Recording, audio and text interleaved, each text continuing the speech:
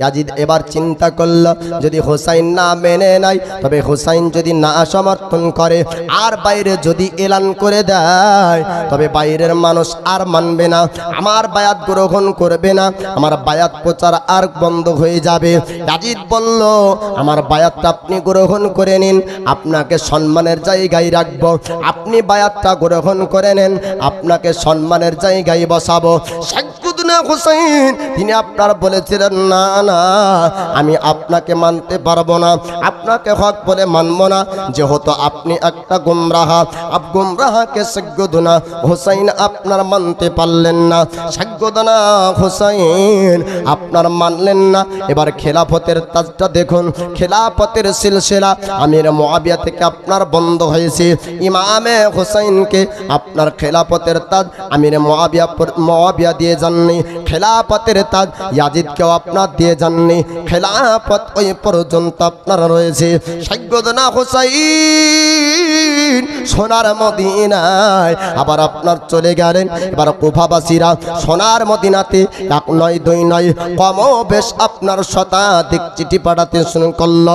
চিঠির মাধ্যমে লেখা ছিল, চিঠিতে আপনার লেখা ছিল, হুজুর আপনি কুফার জমিনে আসুন, আপনার হাত থেকে আমরা বায়াত নিতে চাই, আপনাকে আমরা আমির বলে মানব, আপনাকে বাদশা বলে মানব, আপনাকে ইসলামের সিংহাসন দেওয়া হবে। হুজুর আপনি একটু মদিনা থেকে আমাদের কুফার জমিনে আসুন।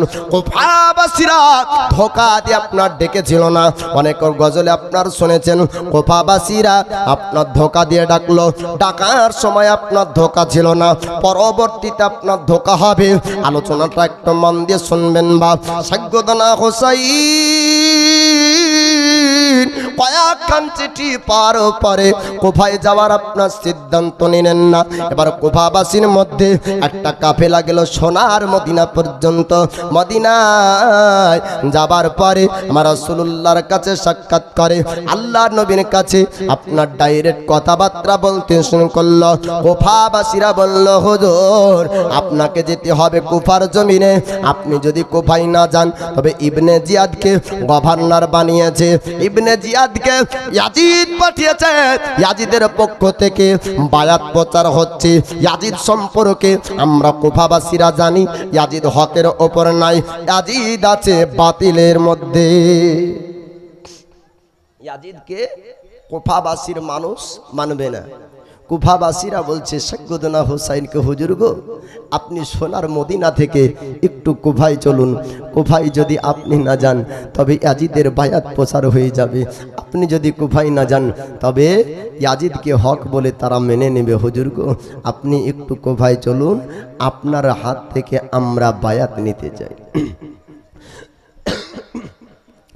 সাইয়্যিদুনা হোসাইন এবার সোনার মদিনায় যাবার সিদ্ধান্ত নিলেন যে এক নয় দুই নয় শতাধিক চিঠি আমার কাছে এসেছে, আমি যদি এবার মদিনা থেকে কুফার জমিন না যায়, ইয়াজিদকে তারা হক বলবে, ইয়াজিদের হাতে বায়াত গ্রহণ করবে, আর ইয়াজিদের হাতে যদি তারা বায়াত গ্রহণ করে নেয় তবে তার দায়ী হব আমি, যেহেতু তারা আমার কাছে চিঠি পাঠিয়েছে। নবীর নবাসা আহলে বায়াতদেরকে ডাক দিলেন, আহলে বায়াতদেরকে ডাক দেওয়া হলো। সাইয়্যিদুনা হোসাইন বললেন, আমাকে সোনার মদিনা থেকে কুফার জমিন যেতে হবে, আমাকে কুফায় রওনা হতে হবে। এবার ইমাম হোসাইনের কথা শুনে আহলে বায়াতের ব্যক্তিরা তারা আপনার বলেছিলেন, হুজুর আপনি খবরদার খবরদার, কুফা মানুষের কথা আপনি বিশ্বাস করবেন না, কুফার মানুষের কথা আপনি মানবেন না।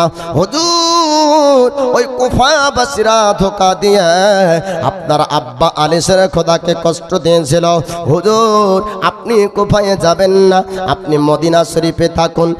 আপনার হোসাইন বললেন, ও আহলে বায়াতের ব্যক্তি, ও আমার বংশের মানুষেরা, আমি যদি কুফায় না যাই তবে ইয়াজিদের বায়াত গ্রহণ করে নিবে, ইয়াজিদকে হক মানবে, ইয়াজিদের কথা তারা শুনবে, ইয়াজিদের নেতৃত্ব ওখানে চলবে। আপনার সাইয়্যিদুনা হোসাইনের কথা শোনার পরে একজন ব্যক্তি খাড়ো হয়ে গেলেন, একজন ব্যক্তি দাঁড়িয়ে যান। ওই ব্যক্তি বললেন, হুজুর গো আপনি আমাকে পাঠিয়ে দেন। ওই ব্যক্তি হলেন ইমাম মুসলিম। জোরে বলো।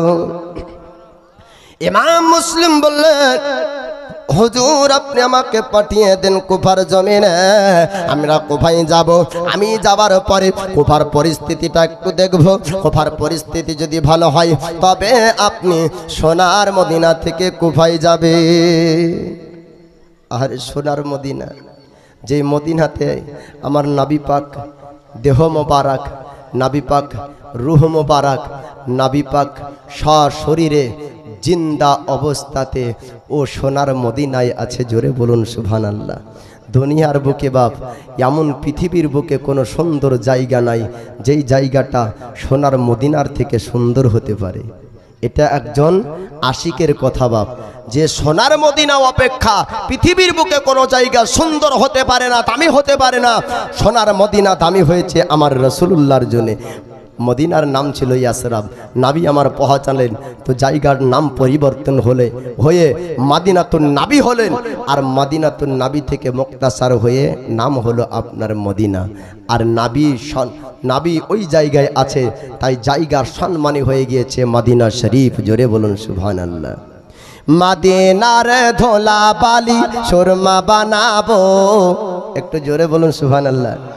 আচ্ছা বলুন তো, আমি যখন বলবো খালি আমারই দিলি তামান্না, না আপনাদেরও ইচ্ছা আছে যে সোনার মদিনার মাটিকে সুরমা বানাতে? কার কার ইচ্ছা আছে একটু হাত উঠান দিনি।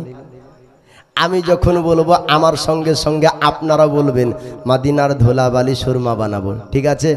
আর সেই সুরমা চোখে দিয়ে রসুল দেখিব। দুটো কথা, মদিনার ধুলাবালি সুরমা বানাবো, মদিনার ধুলাবালি সুরমা বানাবো, সে সুরমা চোখে দিয়া, আরো জোরে বলেন, সেই সুরমা চোখে দিয়া মদিনার ধুলাবালি সুরমা বানাবো, মদিনার ধুলাবালি সুরমা বানাবো, সে সুরমা চোখে দিয়া আশিকরা মদিনায় গেল, দয়ার নবীর দিদার পেল। আশিকরা মদিনায় গেল, দয়ার নবীর দিদার পেল। আশায় যে আমাদের দিন ফোরালো, কবে যাইব? আশায় মোর দিন ফোরালো, কে যে করিব?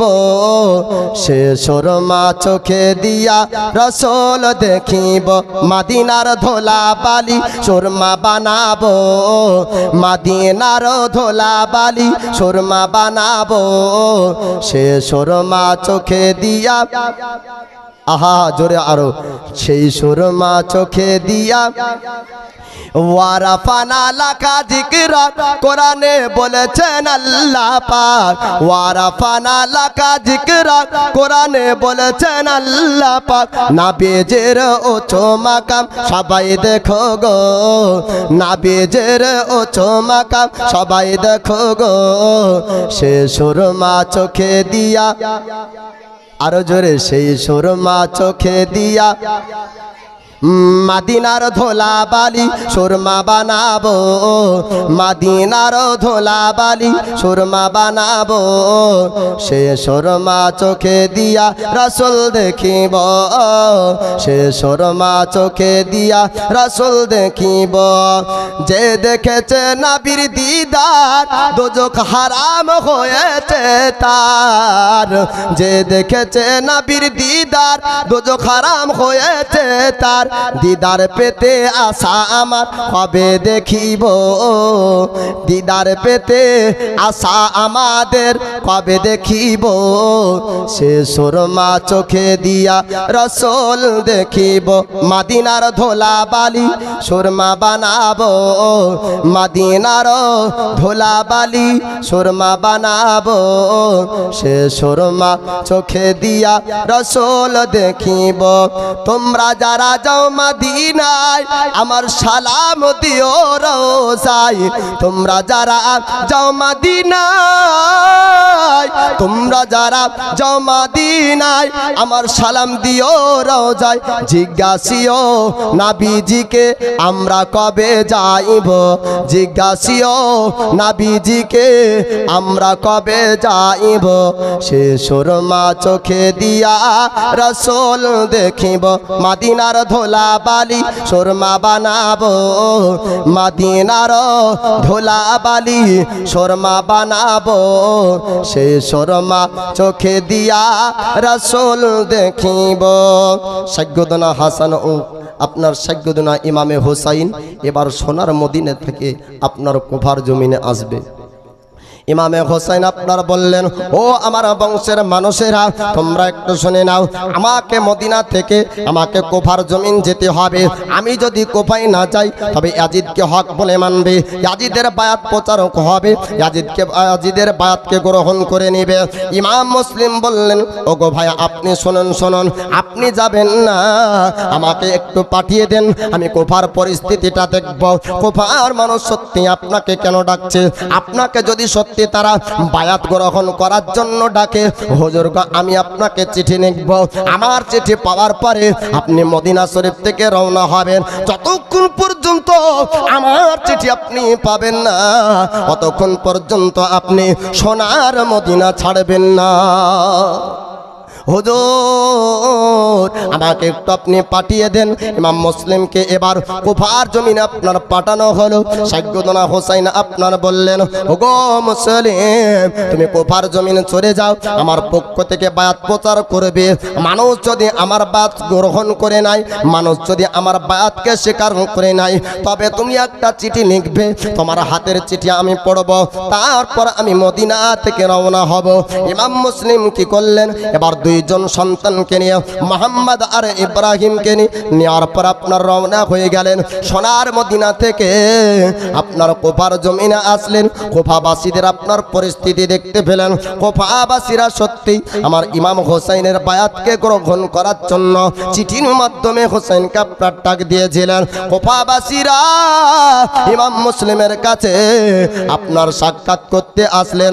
সাক্ষাৎ করতে আসার পরে বায়াত আপনার গ্রহণ করতে শুরু করলেন। বায়াত প্রচার হতে লাগলো, মানুষ আপনার মুসলমান হতে লাগলো। সংখ্যায় 1 নয় 2 নয়, আপনার শতাধিক 1 2 নয় 20,000 ব্যক্তি আপনার বায়াত প্রচার গ্রহণ করেছিল। বলুন সুবহানাল্লাহ। 20,000 ব্যক্তি বায়াত আপনার গ্রহণ করলো। এবার ইমাম মুসলিম করলেন কি, একটা আপনার ব্যক্তির বাড়িতে, কাজী সাহেবের বাড়িতে 2 সন্তান আপনার মোহাম্মদ আর ইব্রাহিমকে রাখলেন। রাখার পরে আপনার বায়াতের প্রচার যখন মানুষ গ্রহণ করলো, একটা চিঠি লিখলেন। ইমাম মুসলিম আপনার চিঠি লিখলেন সোনার মদিনায়। আপনার চিঠিটা আপনার চলে গেল। সাইয়্যিদনা হুসাইন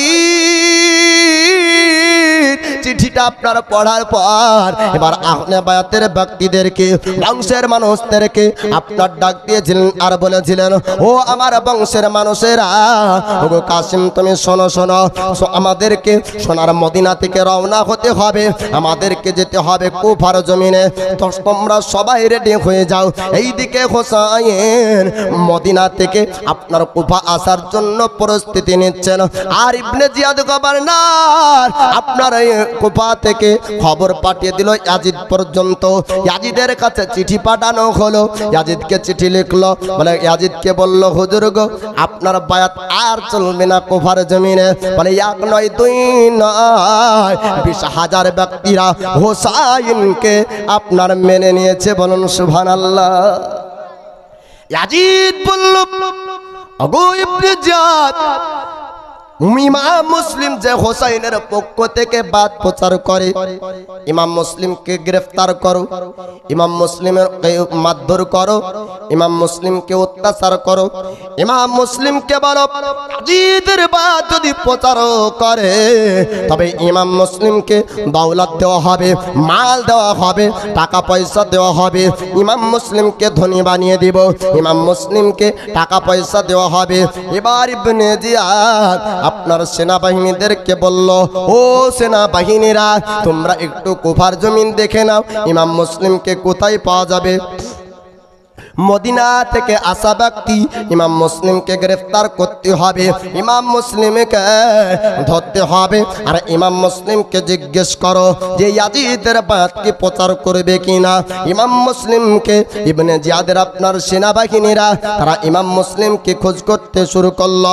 চতুর্দিকে সেনাবাহিনীরা তারা আপনার ঘোড়ায় করে টমটম করে ছুটতেছে, যেখানে ইমাম মুসলিমকে পাওয়া যাবে ওই জায়গাতে তারা গ্রেফতার করবে। চতুর্দিক দিয়ে তারা আপনার দেখতে দেখতে ইমাম মুসলিমকে আপনার পাওয়া গেল। ইমাম মুসলিমকে ধরার পরে জিজ্ঞেস করলে, ওগো ইমাম মুসলিম শোনেন শোনেন, আপনি নাকি সোনার মদিনা থেকে কুফার জমিনে এসেছেন? বলে হ্যাঁ হ্যাঁ, আমি মদিনা থেকে আমি কুফার জমিন এসেছি ইমাম হুসাইনের বায়াত প্রচার করার জন্য। ইমাম হুসাইনের বায়াত আজ কুফার মানুষেরা তারা আপনার গ্রহণ করে নিয়েছে। আজ কুফায় আসবে হোসাইন মদিনা শরীফ থেকে কুফার জমিন আসবে। তবে আপনারা কিসের জন্য আমার কাছে এসেছেন? আপনারা কিসের জন্য আমাকে গ্রেফতার করতে চান একটু জানিয়ে দেন। তারা আপনার বলল ইমাম মুসলিমকে, ও ইমাম মুসলিম, একটা কথা আপনি যদি মেনে নেন তবে আপনার লাভ হবে, আর যদি না মেনে নেন তবে আপনার বড় ধরনের ক্ষতি হয়ে যাবে। বলে কি কথা মানতে হবে আর কোন কথা আমাকে মানাতে চাও? বলে আপনি ইয়াজিদের বায়াত প্রচার করেন, আপনি ইয়াজিদের খুতবা পড়ুন, আপনি ইয়াজিদের প্রশংসা কুফাবাসীর কাছে করুন। যদি আপনি এই কাজ করে নেন তবে ইয়াজিদ আপনাকে টাকা দিবে, ইয়াজিদ আপনাকে ধনী বানিয়ে দিবে, ইয়াজিদ আপনাকে পয়সা দিবে। আপনি এটা করবেন কিনা আপনি একটু জানিয়ে দেন। ইমাম মুসলিম আপনারা বলেছিলেন, ওরে ইয়াজিদ বাহিনীরা, ওরে ইবনে জিয়াদের সেনাবাহিনী, তোরা শোন শোন শোন, আমার জীবনকে কোরবান করব, আমি ইমাম মুসলিম ইমান বিক্রি করব না। জীবন কোরবান করব, ইমান বিক্রি করব না। বাবা, আজ বর্তমানে কিছু পয়সায় কিছু টাকাতে ইমান পর্যন্ত বিক্রি হয়ে যাচ্ছে। বাবা, ইমানকে খরিদ করে নেওয়া হচ্ছে। বলে কিভাবে? বলে 2 কাঠা জমি তুমি দাও, আর 1 সপ্তাহে মসজিদ করার দায়িত্ব আমার, যেটাকে বলা হচ্ছে কাদিয়ানি মসজিদ। আহারে মুসলমান, 2 কাঠা জমি 4 কাঠা জমি দিয়ে কাদিয়ানির টাকা দিয়ে তুমি মসজিদ করবে, আর সেখানে আল্লাহকে ডাকবে, আর আল্লাহ তোমার ডাকে সাড়া দেবে। হ্যাঁ, ডাকার মতো ডাকলে আল্লাহ কেন শুনবে না? আমরা গুনাহগার, আল্লাহকে ডাকার সিস্টেম জানি না, তাই না? আল্লাহকে ডাকতে হবে বাপ, নিজের কালব, নিজের ইমান মজবুত রাখতে হবে। যেমন ইমাম মুসলিম কারবালার জমিনে, ইমাম মুসলিম কুফার জমিনে জানকে কোরবান করেছিলেন, বাতিলকে হক বলেননি। একবার বলেন সুবহানাল্লাহ। হযরতে বেলাল চাবুকের আঘাত সহ্য করেছেন, কালেমা ত্যাগ করেননি। তো এই রকম মজবুত ইমান আমাদের মধ্যে রাখতে হবে। ইমাম মুসলিম বলছে, ওরে ইবনে জিয়াদের সেনাবাহিনী, জীবন কোরবান করব কিন্তু ইমান হারাবো না। ইবনে জিয়াদের সেনাবাহিনী তারা বলল, ও ইমাম মুসলিম, এখনো সময় আছে, একটু পরিবর্তন হয়ে যান, আপনি একটু পরিবর্তন হন, ইয়াজিদের প্রশংসা কোফাই করুন। ইয়াজিদের প্রশংসা যদি কোফাই করেন তবে আপনার ওপর কোনো আক্রমণ হবে না, আপনার ক্ষতি হবে না, আপনাকে মারধর করা হবে না।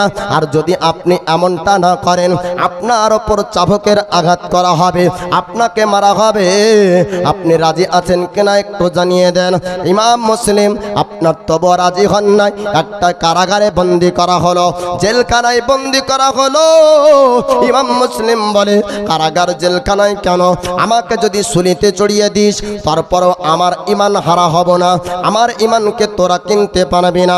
কয়েকদিন ধরে আপনার কষ্ট দেওয়া হলো, ইমাম মুসলিমের ইমান আপনার হারা হলো না, ইমাম মুসলিমকে তারা কিনতে পারলো না। ইমাম মুসলিম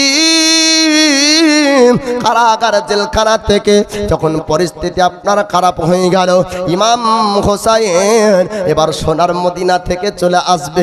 ইমাম মুসলিম আর একটা চিঠি লিখলেন, চিঠির মাধ্যমে আপনার লেখা ছিল, চিঠির মধ্যে আপনার লেখা ছিল, বলে হুজুর আপনি মদিনা থেকে আর কুফার জমিনে আসবেন না, কুফা পরিবর্তন হয়েছে, কুফায় পয়সা ছিটিয়েছে, কুফায় টাকা দিয়ে এই মানুষগুলাকে আপনার কিনে নিয়েছে।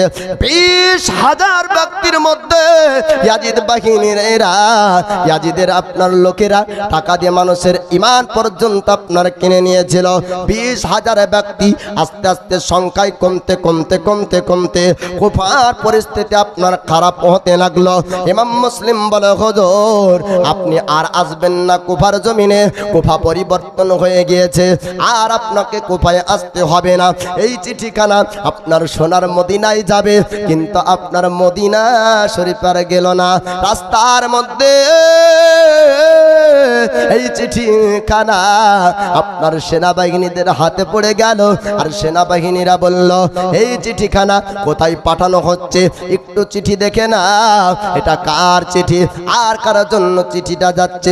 আপনার চিঠিটা দেখা হলো, চিঠির মধ্যে লেখা ছিল ইমাম হুসাইনকে মদিনা থেকে আসতে বারণ করা হচ্ছে। ইবনে জিয়াদের সেনাবাহিনীরা তারা বলল, খবরদার খবরদার, এই চিঠি যেন না চলে যায়, এই চিঠি যদি মদিনা পৌঁছে যায় আর হুসাইন কুফার জমিনে আসবে না। কুফার জমিনে হুসাইন যদি না আসে, আর কুফার জমিনে হুসাইন যদি পা না রাখে, আর হুসাইন যদি একবারে ইয়াজিদকে হক বলে না মেনে নেয়, তবে ইয়াজিদকে আর মানুষ পরিপূর্ণভাবে মানবে না। আর হুসাইন যদি মেনে নেয়, হুসাইনকে যদি মানাতে পারা যায়, তবে আর কোনো ব্যক্তি আপনার প্রতিবাদ করবে না। যেহেতু হুসাইন যদি হক বলে মেনে নেয়, সমস্ত ব্যক্তিরা হক বলে মেনে নেবে। নবীর নওয়াসা নবী বংশের ব্যক্তি যদি হক মেনে নেয়, তো সবাই আপনার হক স্বীকার করবে। তাই চিঠি আপনার মদিনায় পৌঁছানো হলো না, মদিনায় আপনার চিঠি গেল না, চিঠিখানা তারা আপনার ছিঁড়ে ফেলল। এইদিকে রাসূলের আপনার নওয়াসা হোসাইন আপনার দলবল নিয়ে, অর্থাৎ বংশের মানুষদেরকে নিয়ে, আপনার আলী আসগর, আলী আকবর, ইমামে কাসেম আপনার তৎসহ সমস্ত ব্যক্তিদেরকে, আহলে বায়াতদেরকে নিয়ে সোনার মদিনা থেকে আপনার রওনা হয়ে গিয়েছে। রাসূলুল্লাহ রওজা আতাহার আপনার রওজার জারি ধরে, রওজাকে ধরে ধরে আপনার ইমাম হোসাইন আখেরি আপনার বিদায় নিচ্ছেন, আখেরি আপনার সালাম দিচ্ছেন।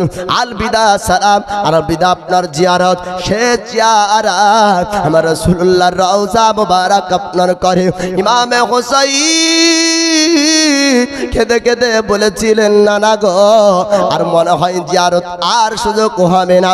ওগো নানা, আপনার কথা মোতাবিক আমাকে যেতে হচ্ছে কুফার জমিনে, আমি জানি না কুফা থেকে ফিরব কিনা।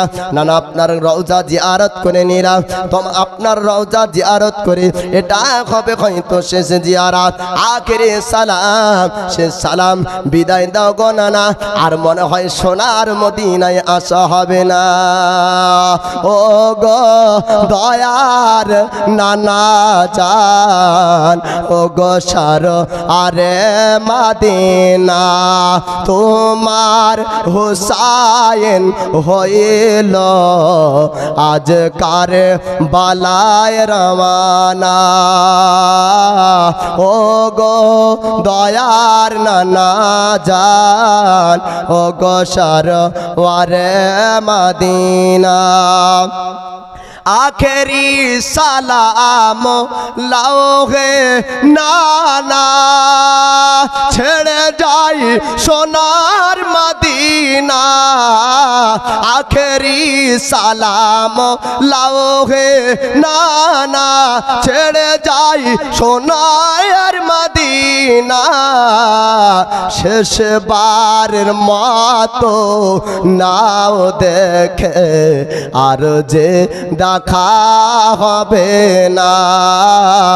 ও গো দয়ার নানা জান, ও গো সারওয়ারে মদিনা, ভাইজান ইমামে হাসান ছিল আমার জানের জান, ভাইজান ইমামে হাসান ছিল আমার জানের জান, সে তো চলে গিয়েছে, সে তো চলে গিয়েছে, আর যে দেখা হবে না।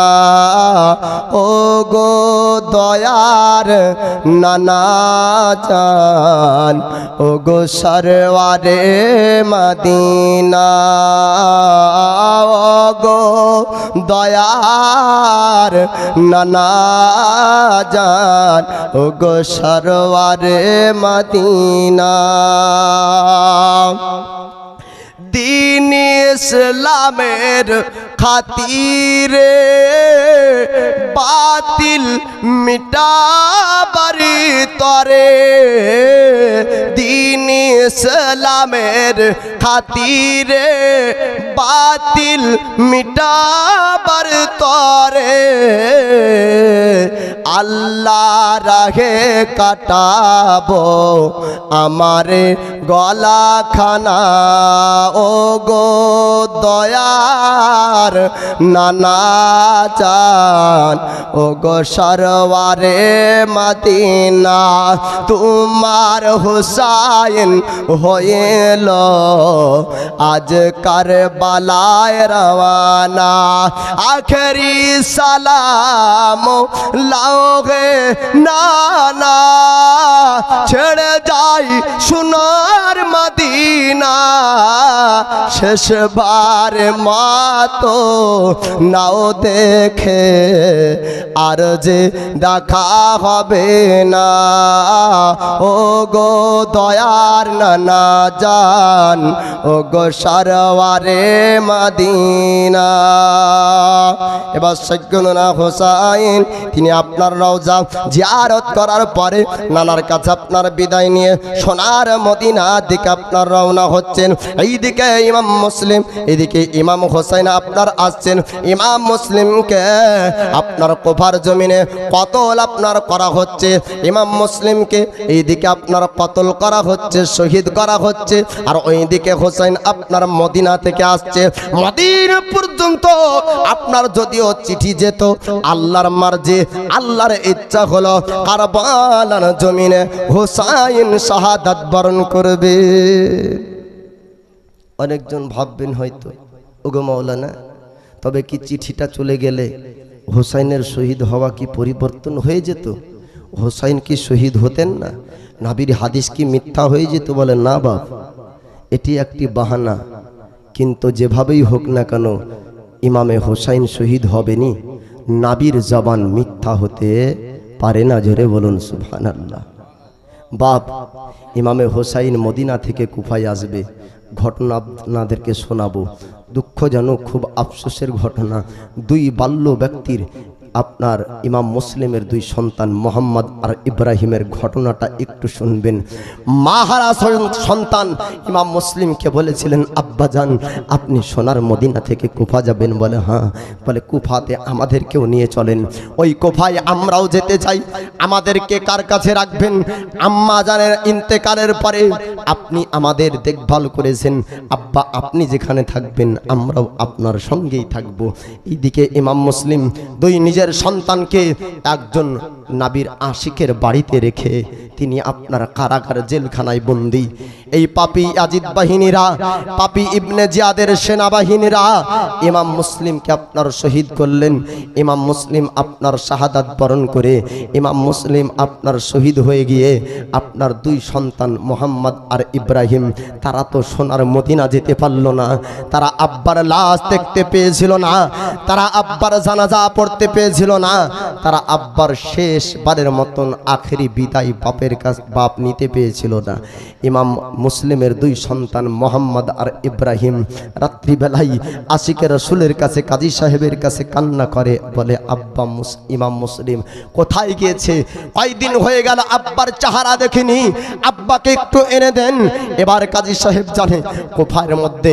ইবনে জিয়াদের সেনাবাহিনী ইমাম মুসলিমকে কতল করেছেন শহীদ করেছেন আর পুরো কুফায় এলান হয়েছে ইমাম মুসলিমের দুই সন্তান মোহাম্মদ আর ইব্রাহিম মদিনা থেকে এসেছে এদেরকে যারা ধরতে পারবে গ্রেফতার করতে পারবে তাদেরকে ইনাম পুরস্কৃত করা হবে পুরস্কার দেওয়া হবে এই দুই সন্তানের কান্না শুনে কাজী সাহেব বলল বেটা খবরদার তোমরা কান্না করবে না তোমার আব্বার চেহারা দেখার আর সুযোগ হবে না শোনার পরে বেশি কাঁদবে না কম কাঁদবে বা যদি বলে আব্বাকে আর দেখতে পাওয়া যাবে না, তো আরো বেশি কান্নায় ভেঙে পড়বে।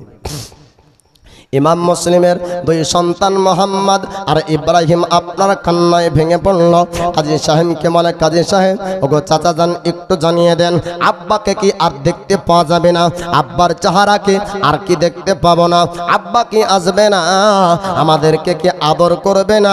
আপনি একটু জানিয়ে দেন। ওই সময় কাজী সাহেব বলেছিল, না না, তোমার আব্বা আর তোমাদের কাছে আসবে না। ওগো বেটা শোনো, আজকে কুফার জমিনে এলান হয়েছে, পুরো কুফার জমিনে একটা পুরস্কারের এলান করা হয়েছে। ইমাম মুসলিমের দুই সন্তানকে যারা আপনার ধরতে পারবে, গ্রেফতার করতে পারবে, তাদেরকে পুরস্কৃত করা হবে, তাদেরকে ইনাম দেওয়া হবে, তাদেরকে টাকা দেওয়া হবে, তাদেরকে সোনা দেওয়া হবে। ওগো মোহাম্মদ ইব্রাহিম, খবরদার খবরদার, তোমরা বাইরে কান্না করবে না। যদি তোমরা চিৎকার করে কান্না করো তবে প্রতিবেশীরা জানতে পারবে, আর প্রতিবেশীরা যদি জেনে নাই তবে তোমাদের খবর ইবনে জিয়াদ পর্যন্ত চলে যাবে। প্রতিবেশীরা লোভের জন্য, টাকার জন্য তোমাদেরকে গ্রেফতার করবে, ধরবে। এই কথা কাজী সাহেব যখন আপনারা বলে দিলেন, কান্নাটা বন্ধ হয়ে গেল। কিন্তু চতুর্দিকে ইমাম মুসলিমের দুই সন্তান মোহাম্মদ আর ইব্রাহিমকে আপনার ধোড়া বন্ধ হলো না। সবাই আপনার ঘোড়ার পিঠে চড়ে, উটের পিঠে চড়ে পুরো কুফাতে তারা আপনার ভ্রমণ করে। কোথায় পাওয়া যাবে? মদিনার ওই ব্যক্তিদেরকে। মদিনা থেকে আসা দুই বালককে যদি পাওয়া যায় তবে অনেক টাকা আমরা পয়সা পেয়ে যাব। কাজী সাহেব রাত্রিবেলায় ইমাম মুসলিমের দুই সন্তান মোহাম্মদ আর ইব্রাহিমকে বললেন, ও বেটা তোমরা শুনে নাও, আমরা মন চাই না তোমাদেরকে মদিনায় পাঠাবো, আমার তো মন চায় তোমাদের খিদমত জিন্দেগি ভন করব। কেননা তোমাদেরকে যদি ভালোবাসি, আমাকে রসুল ভালোবাসবেন, তোমরা যদি সন্তুষ্ট হয়ে যাও আমার নবী সন্তুষ্ট। বলেন সুবহানাল্লাহ। তোমরা হলে নবী বংশের ব্যক্তি, তোমরা হলো নবী বংশের ব্যক্তি, তোমাদের যদি খিদমত করি, তোমাদের যদি সম্মান করি, আল্লাহ আল্লাহ রসুল খুশি হয়ে যাবে। কিন্তু না না, আমাদের পরিস্থিতি খারাপ আছে, পরিস্থিতি তোমাদের খিদমত করতে দিবে না। ওগো মোহাম্মদ, ওগো ইব্রাহিম, তুমি একটু শুনে নাও, শুনে নাও, তোমাদেরকে চলে যেতে হবে সোনার মদিনায়, তোমাদেরকে পাঠানোর ব্যবস্থা করব, তোমাদেরকে মদিনায় পাঠিয়ে দেব, মদিনায় তোমরা চলে যাবা। তবে শুনে নাও, আজকের রাত্রিবেলাতে কুফা থেকে মদিনা পর্যন্ত যাওয়ার একটা কাফেলা চলবে, ওই কাফেলার সঙ্গে তোমরা সোনার মদিনা চলে যাবে। রাস্তা তোমাদেরকে দেখানো হবে, সোনার মদিনার রাস্তা আপনার দেখানো হলো। আপনার মদিনার রাস্তা কিন্তু ওই মোহাম্মদ ইব্রাহিম তার আপনার মদিনা পাই না। সারা রাত্রি চলতেই থাকলেন, চলতেই থাকলেন। রাত আপনার 5টা হয়ে গেল, দিন আপনার শুরু হয়ে গেল। একজন ব্যক্তিকে জিজ্ঞেস করেন, এই জায়গাটার নাম কি? এই জায়গাটার নাম হলো আপনার কুফা।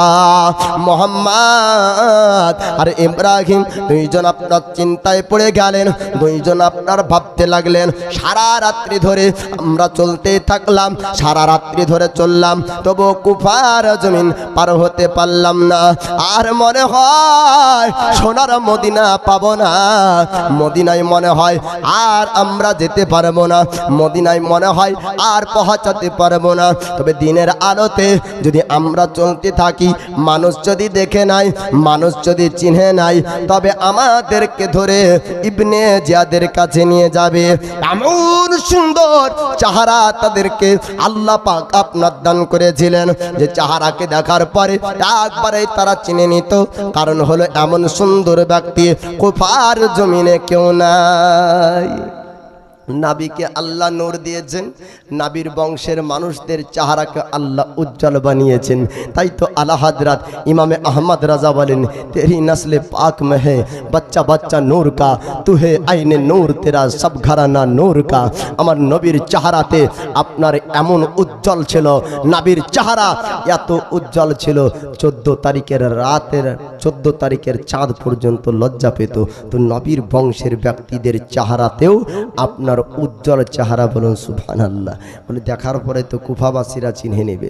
এবার দিনের বেলাতে চলা অসুবিধার কারণ হয়ে যাবে, অসুবিধা আছে, দিনের বেলাতে আপনার চলা যাবে না। কুফা থেকে মদিনায় পৌঁছাতে যদি হতে হয় রাত্রে বেলায় চলতে হবে, দিনের বেলাতে আমাদেরকে লুকিয়ে যেতে হবে। পাহাড়ের একটি গর্ত, ওই গর্তের মধ্যে আপনার লুকিয়ে যান, গর্তের মধ্যে লুকিয়ে দিনটা আপনার পার হবে। দিন যখন পার হয়ে যাবে আবার রাত্রি অন্ধকার নেমে আসবে, রাত্রির অন্ধকারে আবার আপনার চলতে থাকবেন। সারাদিন ওই গর্তের মধ্যে থাকার জন্য দুই ভাই আপনার গর্তের মধ্যে ঢুকে যায়।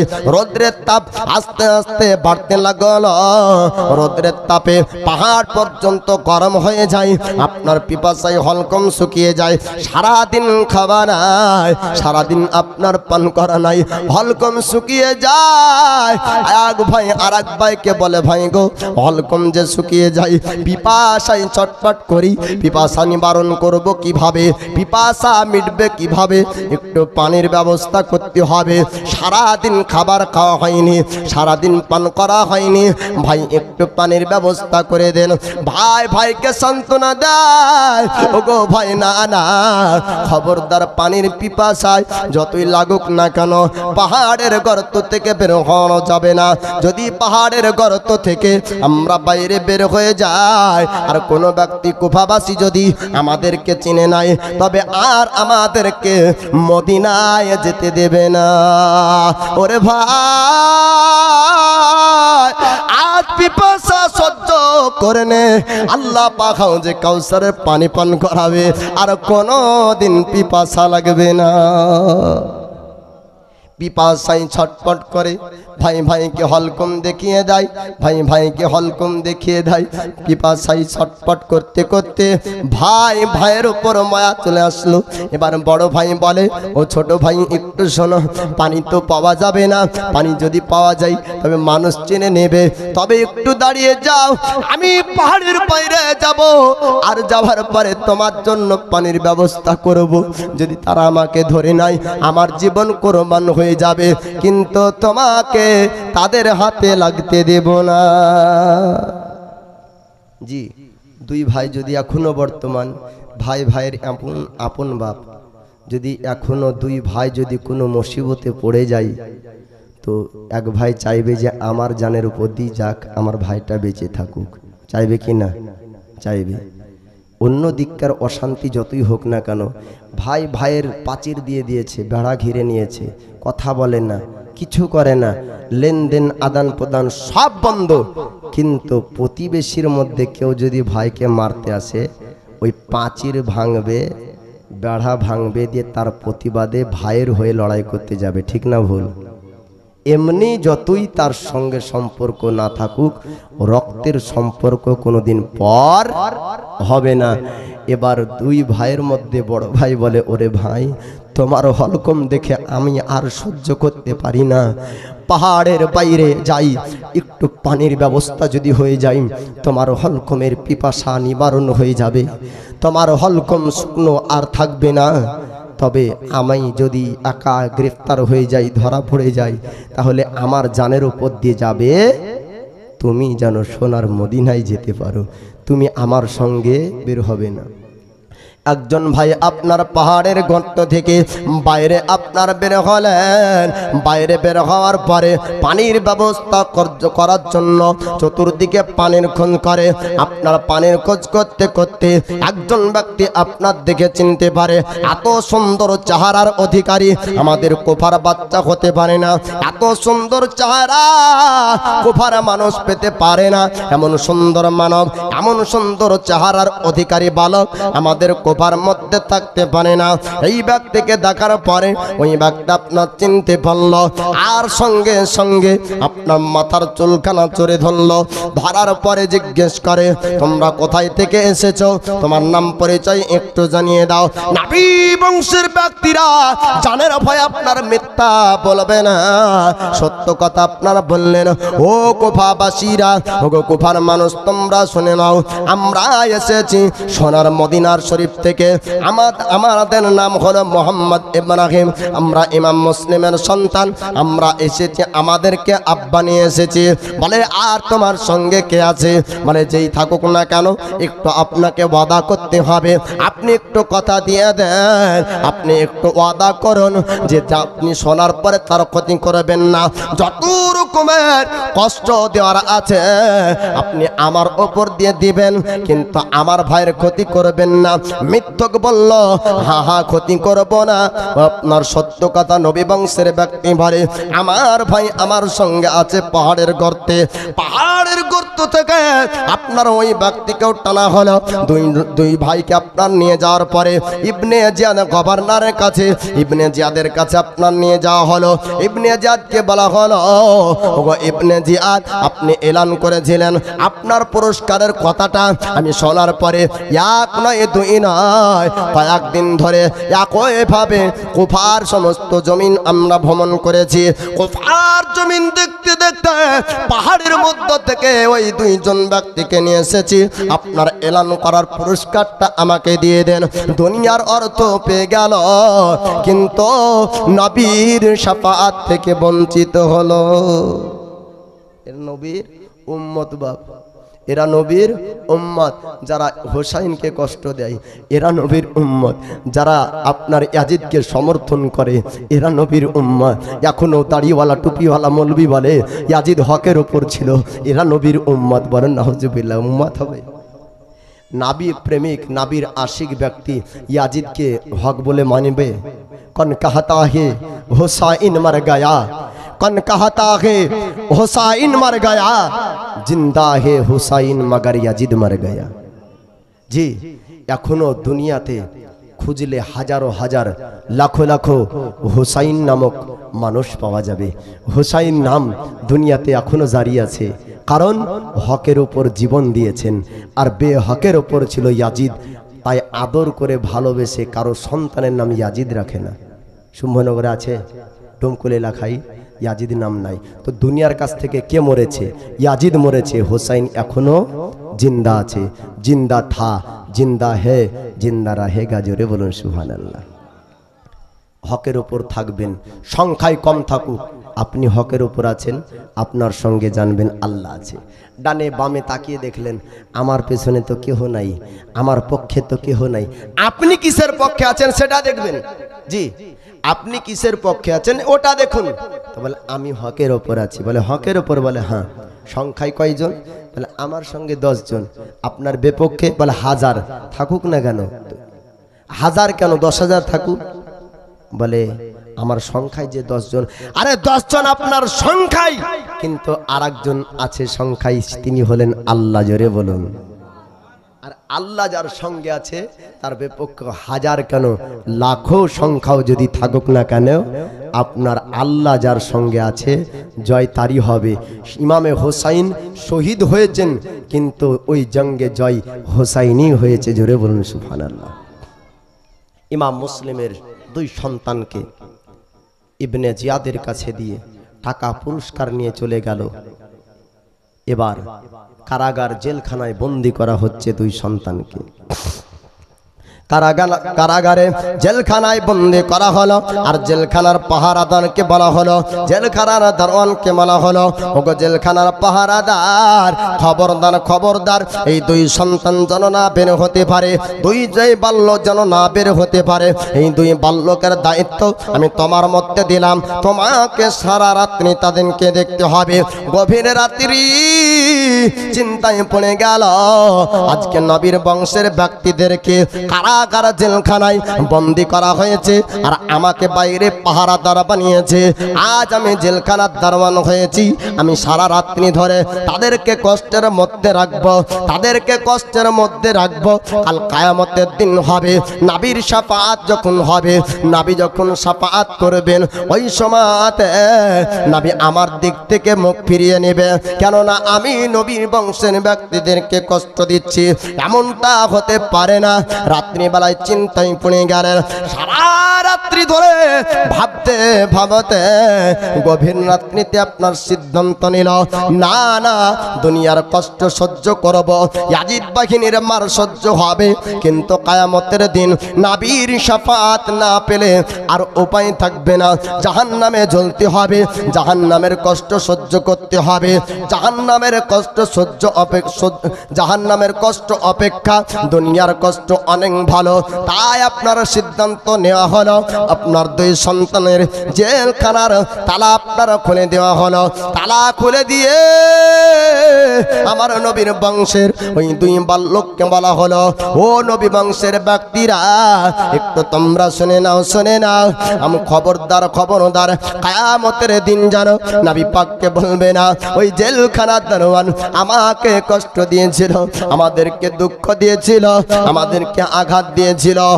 ও নবী বংশের ব্যক্তিরা, ও মোহাম্মদ ইব্রাহিম, তোমরা কিয়ামতের দিন যদি এই কথা একবার বলে দাও, নবী আমাদের শাফাত করবে না। ও মোহাম্মদ ইব্রাহিম, আমি তোমাদেরকে কুফার জমিনে রাখতে পারতাম, কিন্তু না না, আমার অত শক্তি পাওয়ার নাই তোমাদেরকে কুফার জমিন রাখবো।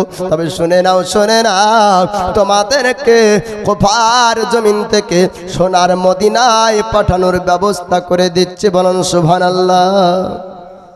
তোমাদেরকে সোনার মদিনায় চলে যেতে হবে, কুফায় রাখা যাবে না। আবার আপনার রাস্তা দেখিয়ে দেওয়া হলো, এই রাস্তা ধরে চলে যাও, যেতে যেতে যেতে যেতে সোনার মদিনায় পৌঁছিয়ে যাবা।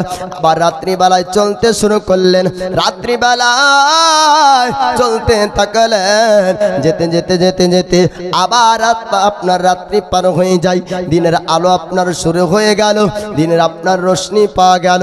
ওই দুইজন বাচ্চা ভয়ের ডরে আপনার লুকিয়ে যায়, উঁচু জায়গায় আপনার উঠে পড়লেন। ইনার একটা কুয়া ছিল, যেই কুয়াতে আপনার কুফাবাসীরা পানি ওঠানোর জন্য যেত।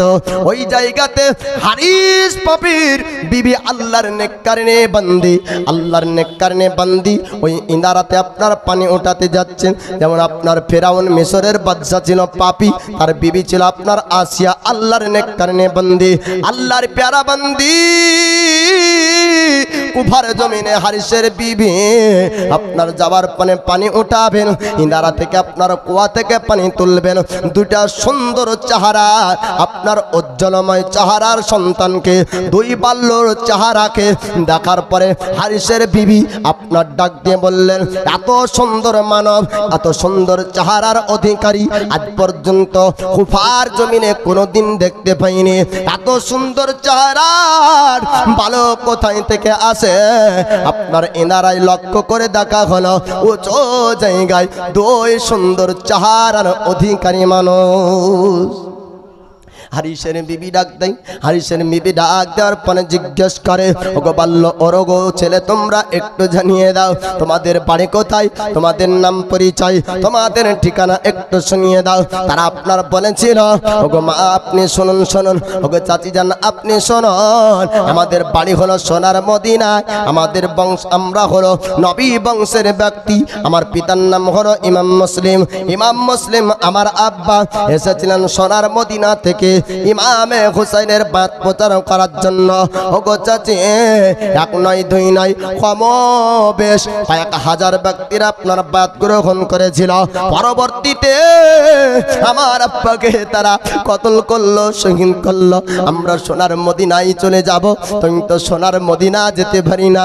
রাত্রিবেলায় আমরা চলতে থাকি, কিন্তু রাত্রি যখন পার হয়ে যায়, দিনের আলো শুরু হয়ে যায়, আবার পরক্ষণে জিজ্ঞেস করলে কুফার জমিন পার হতে পারি না।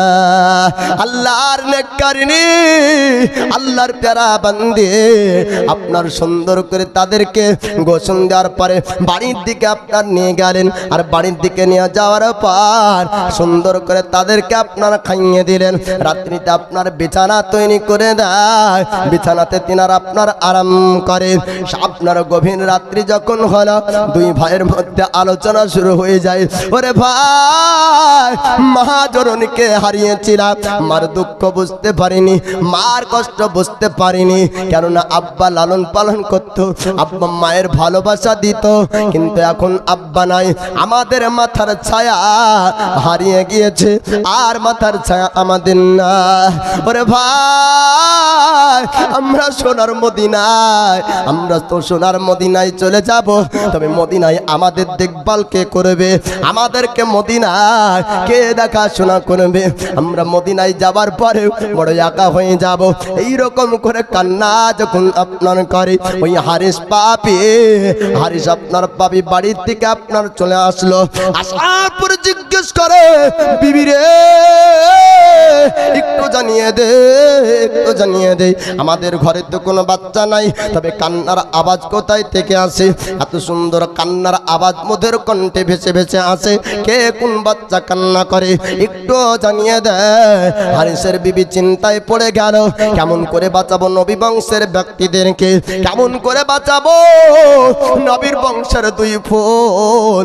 এই সুন্দর বাল্যককে যদি আমার স্বামী হারিস দেখে নাই, তবে তো আর রাখবে না, ইবনে জিয়াদ গভর্নরের কাছে নিয়ে চলে যাবে।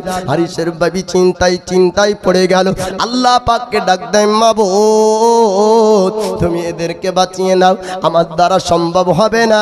আল্লাহকে আপনার ডাকতেছে, আর স্বামী জিজ্ঞেস করে বিবি রে আমার কথার উত্তর কেন দিস না, একটু জানিয়ে দে। হারিসের বিবি বলল, ও স্বামী যান, আপনি ক্লান্ত হয়েছেন, আপনি একটু খাওয়া দাওয়া করুন, ওইদিকে আপনি কান দিবেন না, হয়তো পার্শ্ববর্তী বাড়ির বাচ্চার কান্নার আওয়াজ আসছে। হারিস আপনার পাপি বলল, ও বিবি না না, পাশের বাচ্চার কান্না না, আমি ভালো করে মন দিয়ে শুনলাম, আমাদের বাড়ির বাচ্চার কান্নার আওয়াজ আসে। বিবি একটু সত্য কথা জানিয়ে দে, এই বাচ্চা কোথায় থেকে কান্না করে? হারিসের বিবি বলল, স্বামী আপনি বাড়ি থেকে যখন রওনা হয়েছিলেন, আপনার ঘোড়ার সঙ্গে গিয়েছিল, আপনি একটু জানিয়ে দেন আপনার ঘোড়াটা কোথায়? হারিস পাপি বলল, আপনারা আমার ঘোড়াটা ইন্তেকাল হয়েছে, মারা গিয়েছে। বলে কেন মারা গেল? ও বিবি রে তুই কি জানিস না, জানিস না সোনার মদিনা থেকে ইমাম মুসলিম এসেছিল, ইমাম মুসলিমকে শহীদ করা হয়েছে, ইমাম মুসলিমকে কতল করা হয়েছে, আর তার দুই সন্তান এখনো পর্যন্ত কুফার জমিনে আছে, আর ওই বাচ্চা দুটোকে যে ধরতে পারবে ইবনে জিয়াদ তাকে পুরস্কৃত করবে। তার জন্য কুফাবাসীতে আমি পুরো জমিনটাকে আমি লক্ষ্য করলাম, পুরো জমিনটা ভ্রমণ করলাম, কিন্তু কোনো জায়গাতে ওই বাচ্চাদেরকে দেখতে পাই না। বিবি রে ঘোড়া মারা গেল কিন্তু বাচ্চা জুটলো না, ওই বাচ্চার জন্য এখনো পর্যন্ত আমি সন্ধান করি, ওই বাচ্চাকে এখনো পর্যন্ত আমি সন্ধান করি, এখনই আবার খাবার খাবো, ওই বাচ্চার সন্ধানে বের হয়ে যাব। আপনার হারিসের বিবি তিনি অন্যদিকে কথা নিয়ে যেতে চাচ্ছেন, কিন্তু স্বামী আবার জিজ্ঞেস করে, হারিস পাপি জিজ্ঞেস করে, বিবি রে একটু জানিয়ে দে ওই বাচ্চা কোথায় কান্না করে, কোন ঘর থেকে কান্নার আওয়াজ আসে? হারিসের বিবি বলল, স্বামী গো আপনি ওদিকে কান দিবেন না। এতবার বলার পর হারিস পাপে আপনার দেখতে দেখতে দেখতে নাবি বংশের দুই ব্যক্তি আপনার সুন্দর চেহারার অধিকারী বালককে আপনার দেখতে পেয়ে গেল। দেখার পর দুই চুলের মোটে আপনার ধরে টানতে টানতে ওই দুই বাচ্চাকে আপনার বেন করল। আর হারিসের বিবি স্বামীকে ডাক দিয়ে স্বামীকে বলে, স্বামী গো এমনটা পাপের কাজ করবেন না, এমন গুনহার কাজ করবেন না, এমন ভুল কাজ আপনি করবেন না। আর যদি দুনিয়ায় নবী বংশের ব্যক্তিকে আপনি কষ্ট দেন, কিয়ামতের দিন আপনি নবীর শাফাআত পাবেন না, নবী আপনার কাছ থেকে মুখ ফিরিয়ে নেবে, আপনার দিকে নবী দেখবেন না। নবীকে যদি আপনি রাজি রাখতে চান, নবীকে যদি খুশি করতে চান, আজকে এদেরকে ইবনে জিয়াদ নয় সোনার মদিনায় পাঠিয়ে দে। আর যদি সোনার মদিনায় এদেরকে না পাঠিয়ে আপনি যদি ইবনে জিয়াদের কাছে পাঠান, তবে দুনিয়ার তো অর্থ পাবেন স্বামী গো, কিন্তু নবী হারা হবেন, নবী পাবেন না। বাপ আলোচনা শুনবেন, একটু দুরূদ পড়েন। আল্লাহুম্মা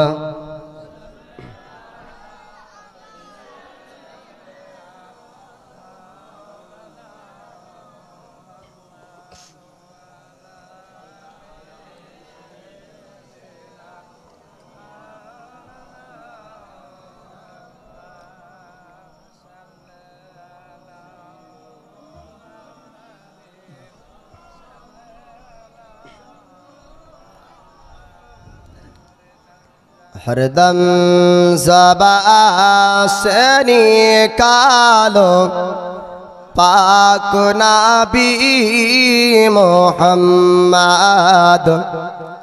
हरदम ज़बान से निकालो मोहम्मद सल्लल्लाहु ताला अलैहि वसल्लम।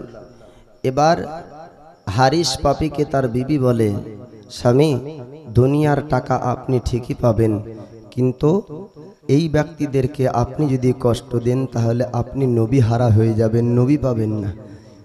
আর দয়ার নবীকে যদি পেয়ে যান, দুনিয়ার টাকা তো কি, আপনি কিয়ামতের দিন নবীর শাফাআত যদি আপনি পেয়ে যান তো জান্নাতি হয়ে যাবেন। স্বামী আপনি এমনটা গুনার কাজ, পাপের কাজ, ভুল কাজ, অন্যায়ের কাজ আপনি করবেন না। কিন্তু আপনার হারিস পাপি কথা আপনার শুনলো না।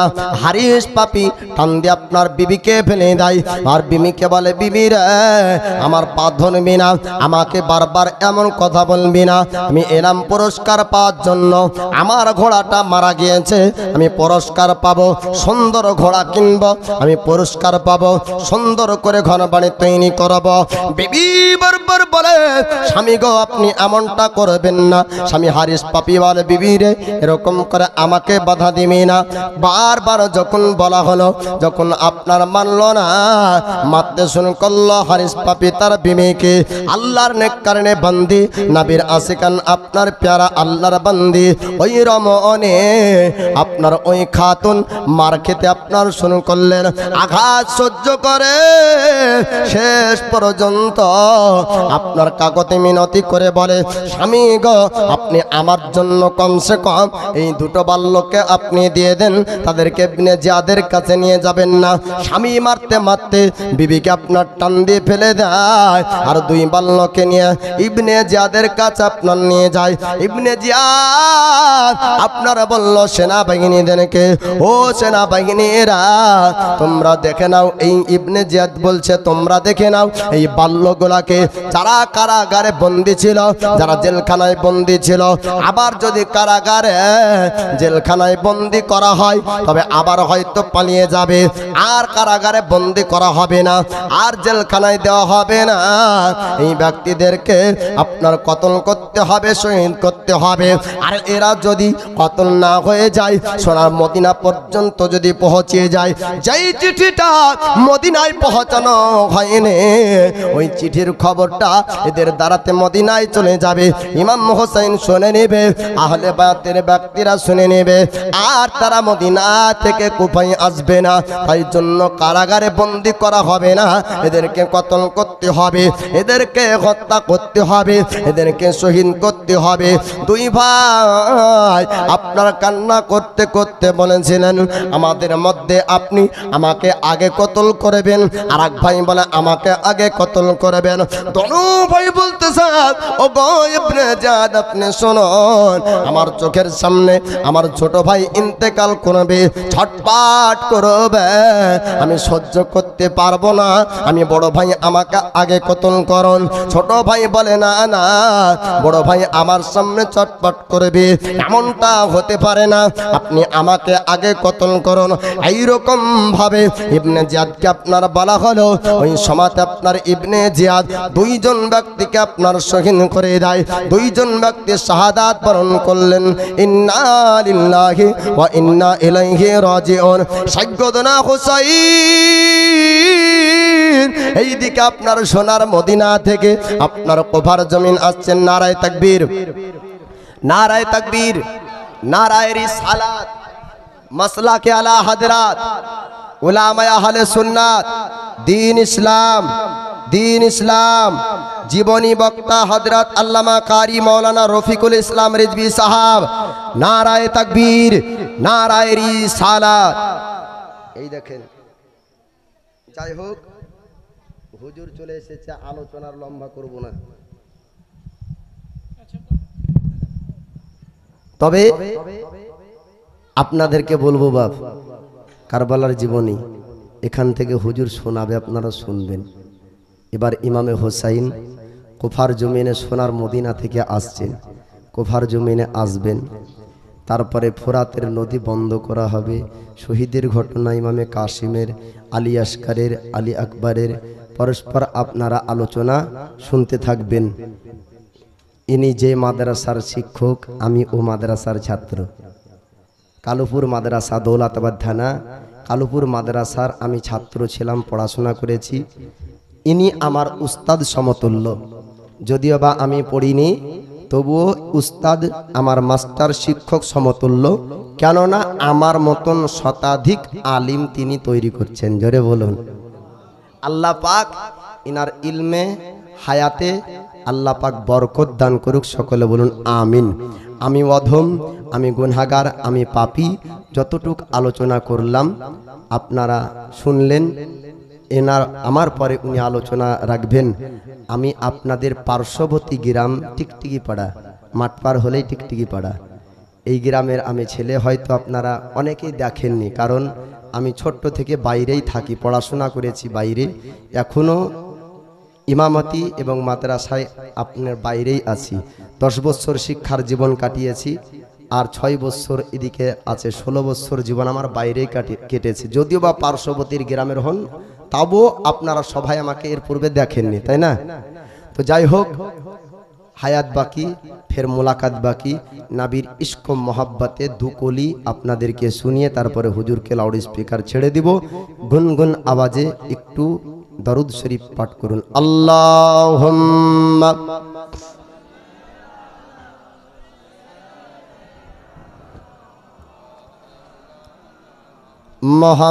মুহাম্মাদ ওয়ালা আলি সাইয়্যিদিনা মাওলানা মুহাম্মাদ সাল্লি আলা মুহাম্মাদিন।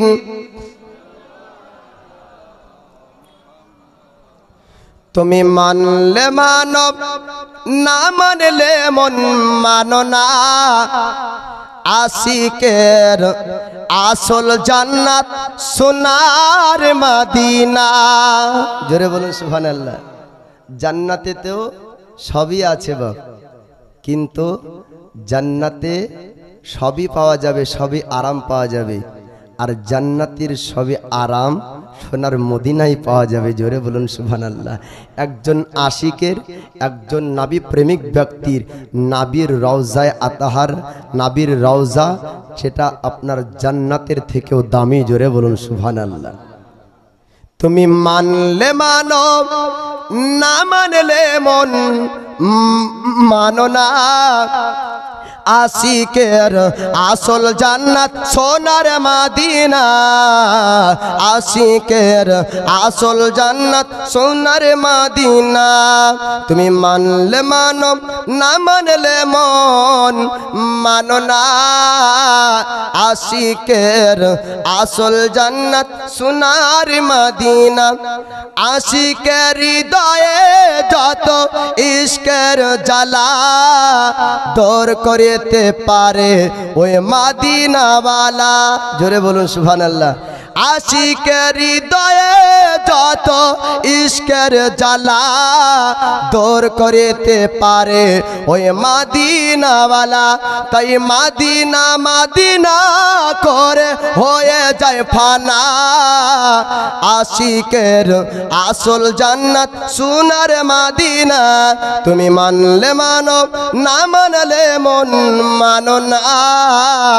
আশিকের আসল জান্নাত সোনার মদিনা। আশিকের আসল জান্নাত সোনার মদিনা। এক সময় ছিল মদিনা অলক্ষণের ভূমি। নাবির ছোঁয়ায় হলো আরশের চেয়ে দামি। এক সময়ে ছিল মদিনা অলক্ষণের ভূমি। নাবির ছোঁয়ায় হলো আরশের চেয়ে দামি। নাবি যেথায় আছেন শুয়ে, নাবি যেথায় আছেন শুয়ে, জান্নাতের টুকরা বলে করলো ঘোষণা। আশিকের আসল জান্নাত সোনার মদিনা, তুমি মানলে মানো না মানলে মন মানো না। আশিকের আসল জান্নাত সোনার মদিনা, আশিকের আসল জান্নাত সোনার মদিনা। সবাই তো জান্নাতের পাগল জাহান্নামের না, আমরা সুন্নি জান্নাত জাহান্নাম কিছু চাই না। সবাই তো স্বর্গের পাগল নরকের না, আমরা সুন্নি জান্নাত জাহান্নাম কিছু চাই না। কামনা শুধু দিদারের, কামনা শুধু দিদারের মালিক রব্বানা, কামনা শুধু দিদারে নবী ও রব্বানা। আশিকের আসল জান্নাত সোনার মদিনা, তুমি মানলে মানো না মানলে মন মানো না। আশিকের আসল জান্নাত সোনার মদিনা। হায়াত বাকি ফের মোলাকাত বাকি। ভাষায় যদি হয়ে যায় ভুল ত্রুটি আপনারা ক্ষমা দৃষ্টিতে দেখবেন। আর কোরআন ও হাদিস থেকে আলোচনার মধ্যে যদি কোনো ভুল হয়ে যায় আল্লাহর কাছে ক্ষমা প্রার্থী। আস্তাগফিরুল্লাহ রাব্বি মিন কুল্লি যামবি ওয়া তুবু ইলাইহি, লা হাওলা ওয়ালা কুওয়াতা ইল্লা বিল্লাহিল আলিয়্যিল আযীম, লা ইলাহা ইল্লাল্লাহু মুহাম্মাদুর রাসূলুল্লাহ সাল্লাল্লাহু তাআলা আলাইহি ওয়াসাল্লাম। আসসালামু আলাইকুম ওয়া রাহমাতুল্লাহি ওয়া বারাকাতুহু।